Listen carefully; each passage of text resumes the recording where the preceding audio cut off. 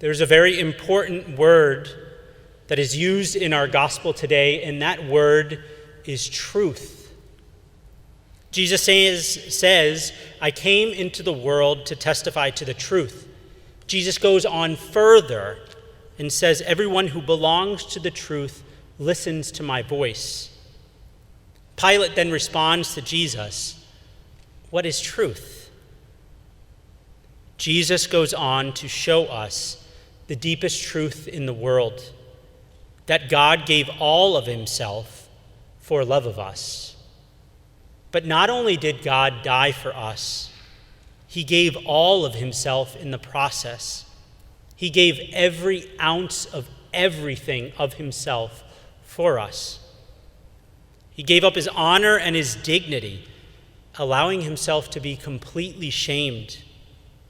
He was not only rejected and abandoned by those, many of his most closest followers, but this is God, Jesus, allowed himself to be publicly humiliated for our sake, as a crown of thorns was placed on his head, as he had to carry the instrument of his torture, of his death, the cross in front of everyone, to be mocked and ridiculed.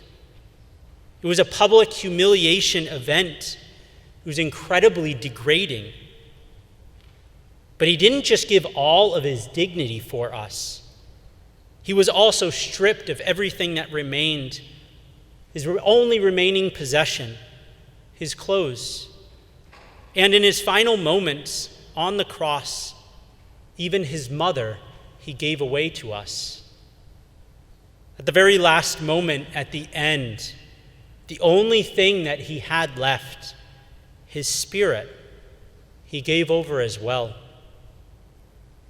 Jesus gave away his personal dignity, his possessions and property, his relationships, his spirit, his very self.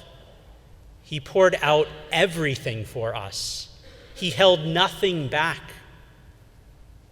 If you're struggling with your faith, if you're struggling to hear God's voice, if you're struggling to believe that really deep down that you are valued or loved, that Jesus cares about you, that God cares about you, if you're struggling with any of that, I want you to know with 100% certainty the absolute truth today. Jesus went through all of this because Jesus deeply, profoundly, with every ounce of his being, loves you and desires you. He is madly in love with you. He always knows what you are going through. He knows what you need, and he provides for you and guides you always.